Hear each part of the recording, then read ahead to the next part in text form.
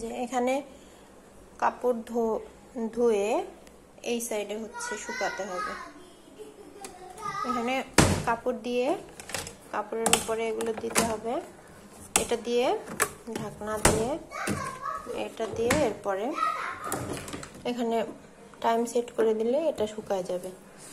আর এখানে হচ্ছে কত মিনিট ওয়াশ টাইম, কত মিনিট আপনি ওয়াশ করতে চাচ্ছেন। 15 মিনিট পর্যন্ত ওয়াশ করা যায়। 3 minute, 6 minute, 9 minute, 12 minute, 15 minute.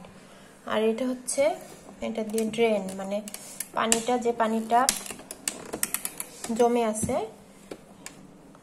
ধোয়ার পরে যে পানিটা জমে থাকবে, এটা ড্রেনে দিলে, এই যেভাবে দিলে পানিটা বের হয়ে যাবে। পানিটা বের হয়ে গেলে আবার নর্মালে দিয়ে আপনি পানি আবার ছেড়ে ফুল করে আবার কত মিনিট ধুতে চান সেই কত মিনিটের জন্য সেট করে দিবেন। অটোমেটিক এটা আবার বন্ধ হয়ে যাবে, তখন আবার পানিটা ড্রেন করে দেবেন। এটার কাজ শুধু পানিটা ড্রেন করে বাইরে ফেলে দেওয়া আর এখানে টাইম সেট করা।